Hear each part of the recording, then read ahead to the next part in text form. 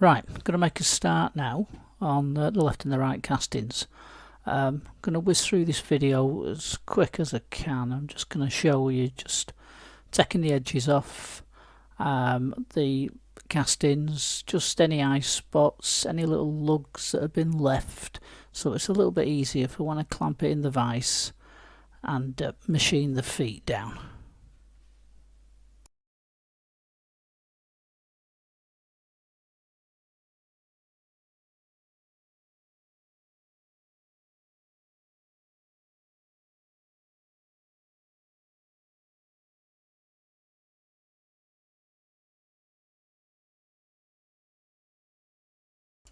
Right, that's them two done. Next thing to do is measure the difference in the two feet sizes on the left and the right hand casing.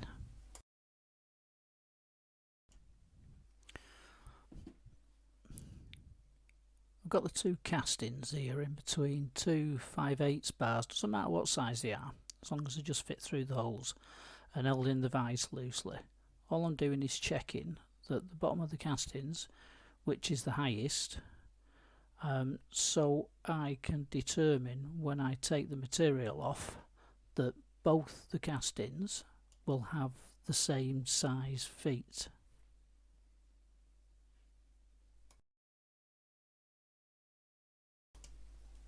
Okay, this is the right hand foot, and this foot was lower by about 30 thou or so. So this is the casting held in the vise. I've got two 5/8 bars through the holes, so each casting is going to be roughly level. This is the final cut that I'm taking just to clean up now.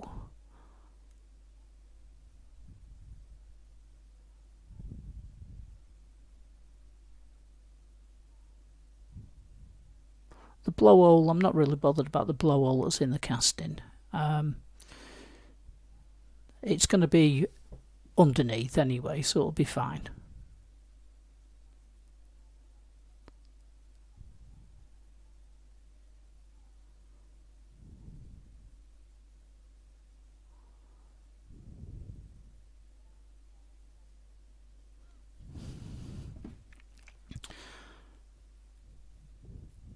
Now I've finished that off, and obviously what I'm going to do now is make sure that on my quill measure I've got a 0 set there, and if I come down to that on the next one.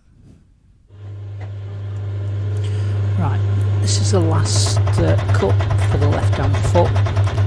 You'll have to excuse me audio mixing, I'm finding out as I go along. This has come down to the 0, which was the same 0 as the right hand foot. So now, from the holes that are in the casting, which are roughly roundabout right, I should be boring these two out to approximately the same size, but that's in relationship to where the feet are. As you'll probably find out later on, I wish I'd checked how oval these holes were. I got a little bit close to the end of the castings, but it went quite well.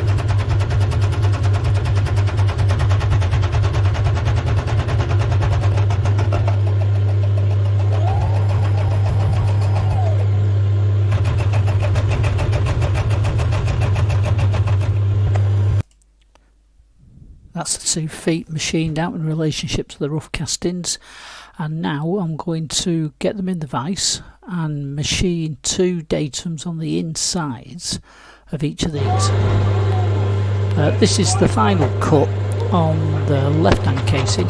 You notice I've got a spacer in between the moving jaw. The feet that have already been machined are against a fixed jaw at the back, and I have got a packer, and these are roughly levelled out with the spirit level, just so you can get a skim all the way along this face, which we'll use later on when we clamp these two together and bore the two holes for the front and the rear bars out.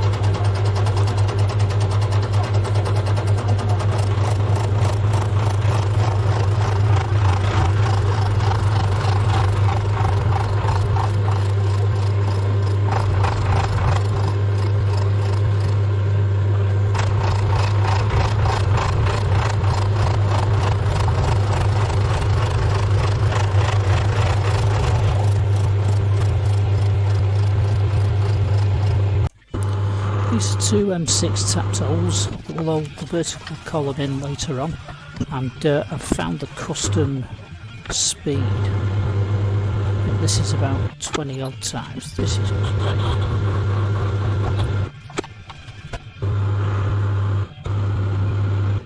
great. Right hand casing in the jaw now. I'm checking against the machined foot at the back with a 1.5 thou feel, and I'm squaring it up with a digital level as well. Once I'm happy with it, I'm going to skim across the top of it and flatten it all up. Again, I've speeded it up just to get where we're going to faster.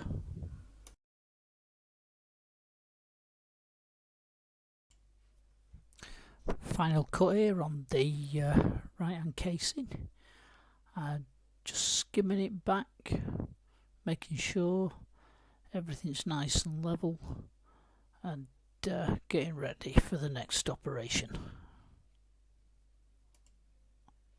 Again, I'm going to speed it up in a little bit because you don't want to see this just going across here at this speed.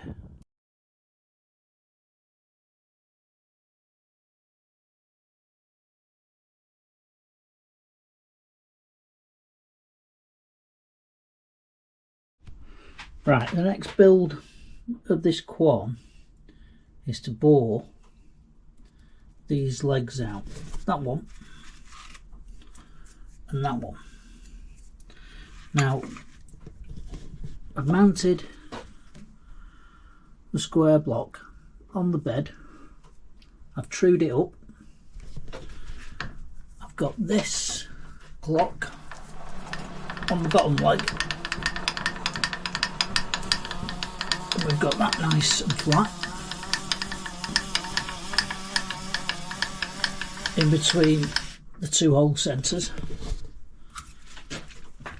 I've been around the base with a 1.5 thou feeler gauge, and I've also been around this block to make sure this block is down. Now, I have to be honest, I'm not very optimistic about this mill making a decent job of this bore, because if there's one thing I don't like, it's these feed rates. The lowest is 0.1 of a mil per rev, and to me that's too high. But I'm going to get the other, let's move that out of the way, I'm going to get the other foot on. That's going to fit on like that.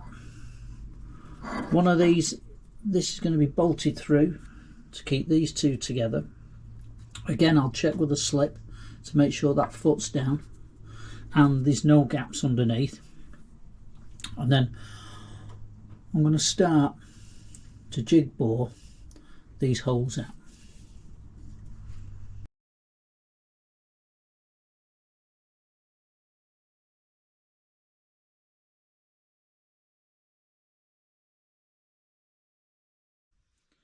Now, a few things to remember once you've done all of this is lock your table up.